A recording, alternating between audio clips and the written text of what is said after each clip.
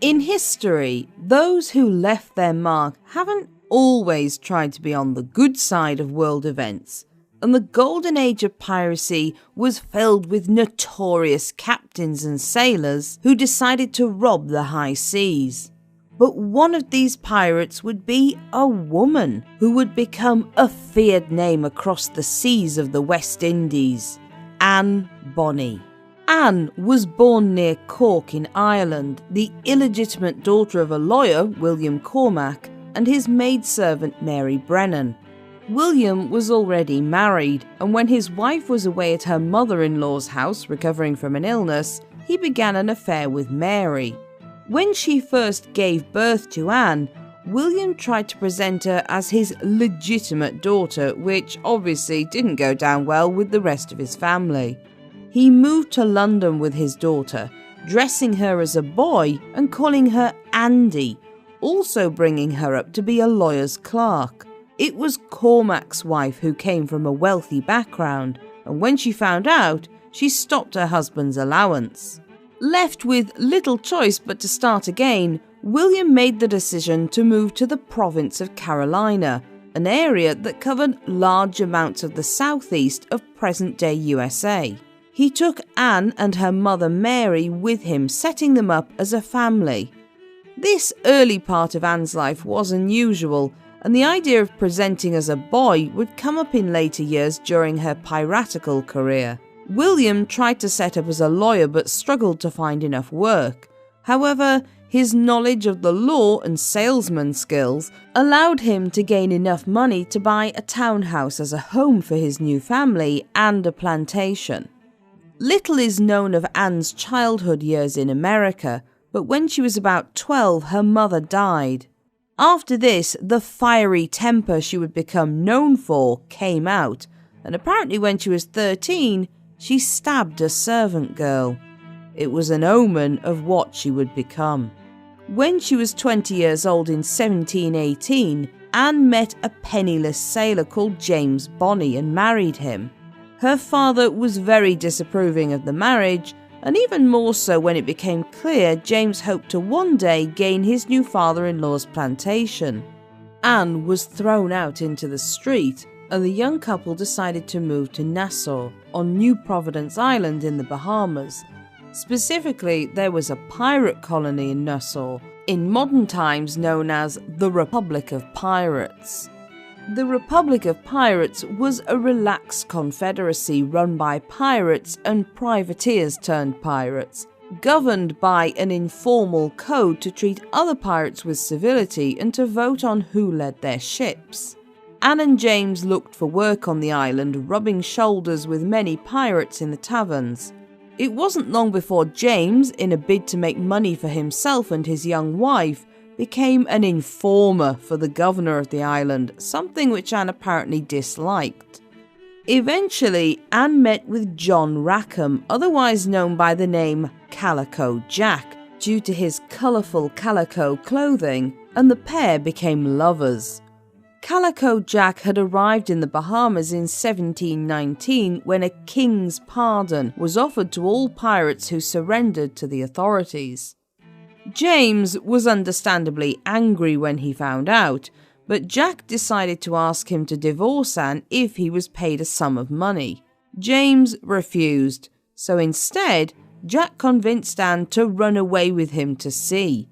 She agreed, dressing as a man and becoming a member of his crew, the entire thing also completely in violation of the king's pardon. Anne fell pregnant, and sometime before 1720, she sailed to Cuba with Jack, where she gave birth to their child. Sadly, nothing is recorded of this child, so we don't even know if they survived to adulthood, and if they did, where they lived. Soon after giving birth, Anne once again rejoined Jack as a member of his crew, dressed as a man and following a life of piracy, attacking ships in the Caribbean. It was around this time that another woman joined Jack's crew, Mary Read. Not that anyone knew she was Mary to start with, as she, like Anne, dressed in men's clothing and had been brought up as a boy. She was part of a crew on board a ship Jack captured, and she joined his crew after capture. The two women instantly became close friends, and according to later witnesses, two of the fiercest members of the crew. It's not surprising they became friends considering what they had in common, but their closeness meant Jack began to suspect them, still thinking Mary was a man, of having an affair. In order to abate his worries, Anne let him in on Mary's secret. An escaped victim of their crew, a woman called Dorothy Thomas, would later describe them as wearing men's jackets and long trousers and handkerchiefs tied about their heads, and each of them had a machete and a pistol in their hands, and they cursed and swore at the men to murder her. They may have been friends, but Anne and Mary were not pleasant people. Obviously, it wouldn't be long before they were in the crosshairs of the authorities, and Captain Woodes Rogers, the governor of the Bahamas, issued a proclamation on the 5th of September 1720.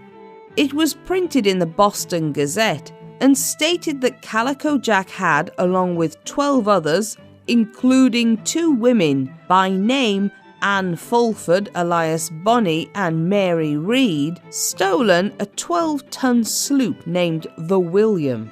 It also added that the entire crew had committed many acts of violence and criminal damage, as well as the obvious charge of piracy. The crew began to sail on the William, continuing their lives of piracy. The governor of Jamaica, Sir Nicholas Laws, instructed Captain Jonathan Barnett to hunt them down. Barnett took to the sea with 2 sloops, the Tiger, armed with several guns and 20 sailors from the Royal Navy, and the Mary Ann, with a crew of 20 men who ironically were led by a former pirate, Jean Bonadvise. Around or on the 31st of October 1720, Jack's ship was laid at anchor near Negril, and a gun was randomly fired. Bonavice's ship happened to be nearby, and so when they heard the noise, they decided to investigate. It was reported back to Barnett, who sailed out to look for himself, and at around 10 p.m. he called out to the William and demanded they identify themselves. Obviously, they weren't about to admit to being pirates, but the reply came, "John Rackham from Cuba." It was a bit of a daft answer, as obviously Calico Jack was exactly who Barnett was looking for, and he shouted out to the ship to strike their colours, a naval term meaning they should lower their ship's flag of allegiance in a motion of surrender. Barnett would later testify it was too dark for him to see who replied, but someone from the sloop cried out that they would not surrender, and a swivel gun was fired at the Tiger. Unsurprisingly, this wasn't going to be taken lightly, and Barnett immediately ordered a broadside. In this context, all the guns from the side of his ship firing at the same time. The action destroyed the boom arm on the William, and the crew had little choice but to surrender and admit defeat. They were brought to Spanish Town on the mainland in Jamaica and confined within the jail. On the 16th of November 1720, Sir Nicholas Laws himself presided over an Admiralty court in which Calico Jack and the 10 men in his crew were brought on trial. There was little to say in their defence, and so they were found guilty of piracy and hanged a few days later. On the 28th of November, it was the turn of Anne Bonny and Mary Reed, and they too were found guilty of piracy and condemned to death. When Anne was tried, many of the planters on the island would have known her father personally, and this was thought it might go in her favour, but sadly her flight years earlier went against her. But both Anne and Mary pleaded the belly, as it was known, or in other words, said they were pregnant.